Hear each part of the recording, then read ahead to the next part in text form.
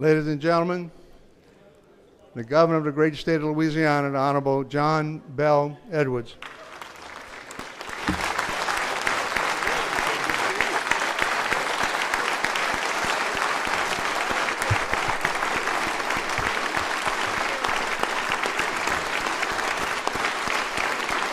Thank you.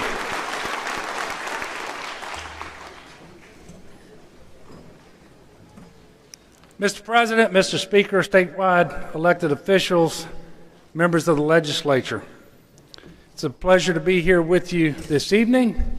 Obviously, I wish the topic of conversation was a bit different. But before I get into that, I do want to thank Reverend Leo Cyrus for his prayer. I want to thank the National Guard Youth Challenge for doing such a wonderful job presenting the colors tonight. And I think you can see why I asked that Jake Cooley come down all the way from Benton, Louisiana to sing the national anthem tonight. Jake, thank you very much.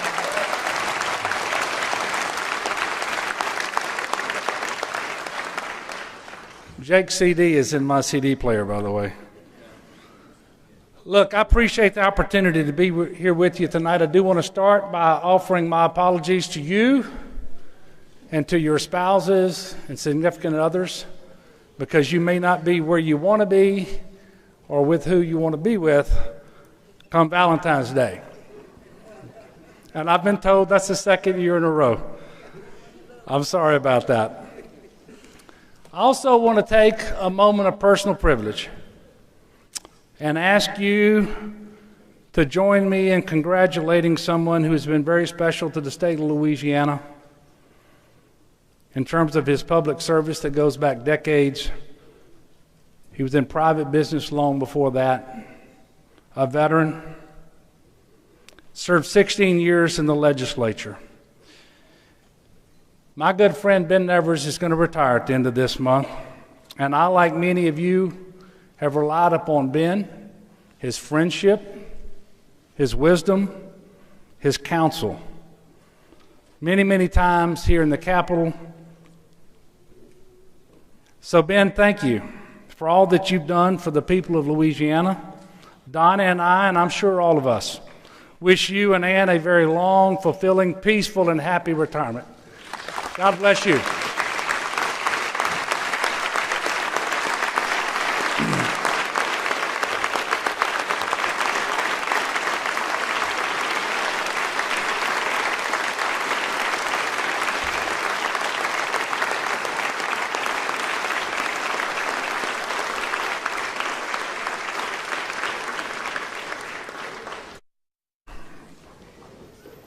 Tonight we gather with a critical mission and a common purpose. Simply put, to stabilize the budget in a responsible way while adequately funding the programs and services the people of Louisiana consider to be priorities. As you all know, we are facing a $304 million shortfall for the current fiscal year that ends on June 30th. Just 4 months after the conclusion of this special session. And I brought you here because your input is necessary, and it's also necessary that we open up the entire budget to make the kind of budget adjustments that we need, including areas of the budget that are off limits without a special session, such as the legislature and the judiciary. Without you here, the cuts would be concentrated on a narrower spectrum of the budget and would be deeper and more painful than is necessary to close the gap. I want to start by talking a little bit about the fiscal year 17 budget and what it looks like before outlining what I believe is the best approach for solving this mid-year deficit. We're operating under a budget that started the fiscal year $326 million short of the funding needed to provide the same level of services to the people of Louisiana this year as we did last fiscal year. That is why the TOPS program was, unfortunately, cut by $90 million, despite my plan to fully fund it, in addition to cuts to higher education, corrections, and a host of other agencies and departments. including the executive department, the judiciary, and the legislature. It's an honest budget that was crafted without the use of one-time money, contains no fund sweeps. There were no contingent appropriations because of my veto of one, or any other gimmicks in that budget. No increases for inflation or merit pay raises were built into the budget either. Unfortunately, we're here tonight because revenue has lagged the forecast upon which the budget was based. Our mission over the course of this special session is to minimize the burden we place on Louisiana's families while funding the priorities that you all outlined in the budget you passed last year and that I signed into law. There are no easy options, and that's why Commissioner Jay Darden and I have spent hours upon hours combing through every line of the state budget. We have purposely taken a deliberative and balanced approach to eliminate the shortfall, recognizing several factors. First, just 2 months ago in December, we made a $313 million worth of budget adjustments and cuts to close the state general fund shortfall for the fiscal year that ended last June. Second, and this is critically important, the historic August floods across South Louisiana left the state with $246 million in unbudgeted, unexpected, and unreimbursed expenses for this fiscal year, worsening a cash flow problem that already hampered many state agencies. These challenges, combined with the recent tornadoes, have made our work much more difficult. And I would like you to be also mindful of this. In just the last 12 months, 57 of our 64 parishes have received a major federal disaster declaration, and that represents 85% of the population of our state. So there's been no shortage of challenges over my first year as governor and over this past year with you in the legislature. There has been a shortage of money. After years of budget challenges, there simply are not easy options left. I've said this on numerous occasions. Every cut and every budget adjustment we make will have a direct impact on someone in this state, and we must be mindful of that. And while I wish we were on a more solid fiscal foundation, until we make the structural budget and tax reforms we all agree we need, our options are limited, and our problems are exacerbated by the fact that there are only 4 months left in the fiscal year after this special session adjourns. As you know, to solve this shortfall, I am not proposing to raise any taxes or any fees. I am proposing the use of 1/3 of the state's budget stabilization fund, also known as the rainy day fund, cuts of more than $60 million that will have to be absorbed in that 4-month period, and budget adjustments that use available state funds to replace state general fund. Now, I'm aware that there is some criticism of this approach. However, we should be mindful that the budget stabilization fund was created for this very purpose. And in fact, before I took office, the state tapped this fund 4 times during the previous administration when our budget challenges were much less severe. And the $120 million that I seek to get from the rainy day fund actually accounts for less than 40% of the overall shortfall that we have to fix.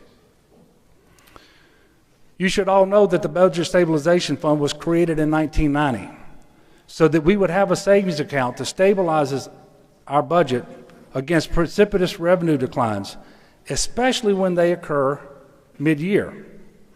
And it was specifically designed to fund critical priorities when mineral-related revenues decline, as it most surely has. Oil is just $26 a barrel at this time last year, compared to $110 a barrel in August of 2013, and oil traded right at $53 today. This is also why the Budget Stabilization Fund is funded in large part by excess mineral revenue that is realized in the good years. Additionally, you should know that $25 million will be deposited into the Budget Stabilization Fund later this fiscal year. Additionally, the state will begin to receive funds from the BP settlement stream related to reimbursement of 45% of state expenses. This will happen for 15 years, beginning in 2019, for a total of $360 million that will flow to the Budget Stabilization Fund. And this is in addition to any excess mineral revenue or other contributions that we choose to make. Simply put, not using the Budget Stabilization Fund, in my view, would be a mistake. Not using the Budget Stabilization Fund would inflict more pain upon Louisianans than is necessary or advisable. And I would say that under the circumstances as I have just related them, this is the most justified use of the rainy day fund in my decade of public service. Now, also under my plan, we are able to avoid cuts to higher education, K through 12 education, waivers, public safety, law enforcement, child abuse prevention, foster care, and very importantly, we would minimize the blow to our partner hospitals with whom we just finished renegotiating every single partnership agreement at considerable state general fund savings. However, that will not be the case if we do not make full use of the rainy day fund. And that's not fear-mongering or a scare tactic or an exaggeration. It's a reality that's amply demonstrated if you just look at the demonstration that we all saw a couple of weeks ago and the cuts that would be incurred to our most critical priorities, including health care and education.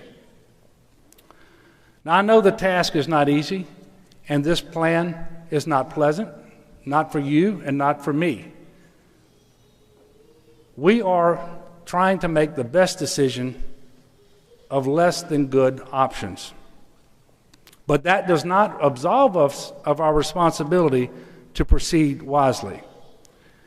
When we meet here in April, I will again propose a transparent, honest, and responsible budget for the next fiscal year.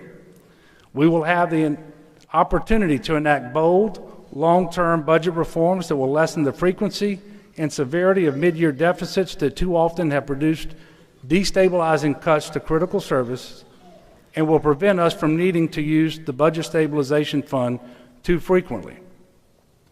We will have the opportunity to close the structural budget deficit for good, stabilize our state, and tackle long-term comprehensive tax reform, focusing on both revenue and on tax expenditures that are too costly and produce too little in return. This will give us the opportunity to invest in our children's future over time as we are able to do so. What I've seen over the course of these budget negotiations is a strong desire from all of you to make those reforms. I could not agree with you more, and I pledge to continue to be a partner with you, working with you in good faith in that critically important effort. But unfortunately, we are not there yet. We are not yet stable. The sun isn't yet shining. And so first, we've got to take care of the problem before us in a balanced and responsible way. So if there's another option out there, let's discuss it. Compromise is not a bad thing. It is not a dirty word for me, but it is counterproductive to our shared mission to constantly criticize and oppose without offering a viable alternative. If collectively you prefer more mid-year cuts than I have proposed, propose the specific cuts and vote on them. But please don't resort to budget gimmicks. Propose your cuts honestly and transparently. Subject them to debate, Let's hear what our constituents and stakeholders have to say about the proposals. After all, that is why we're here, and that's why we serve. Before I go, let me remind you about how far we've come since last year. When I stood here at the start of our first special session in 2016, we were talking about a $3 billion shortfall for the previous and the current fiscal years. Thanks to the hard work of so many of you, we avoided catastrophe. Through bold and courageous action, we, to a very large degree, stabilized our state with a balanced mixture of revenue, cuts, and savings. And that process wasn't easy either, but it was necessary. Have no doubt, we are creating a better, a stronger Louisiana. And while there's still a lot of work to be done, we can look back on the last year with the satisfaction of knowing that we've begun the process of rebuilding our great state. Let's not take a step backwards. Instead, let us work in this special session together for the common good, just as Reverend Cyrus prayed. And I pledge to be a partner with all of you and begin this special session with an open mind. And we have just 10 days. So I say to you, and I say it again, let us be Louisianans first, not Democrats, not Republicans. Let us put Louisiana first, not rigid partisanship or political self-interest. If there is one thing that I hope you've learned from me over this past year, it is that my door is open. I am accessible. I will engage with you. I will compromise with you. And I want you to know I remain bullish on the future of Louisiana. I have never been more optimistic about our state and our future than I am right now.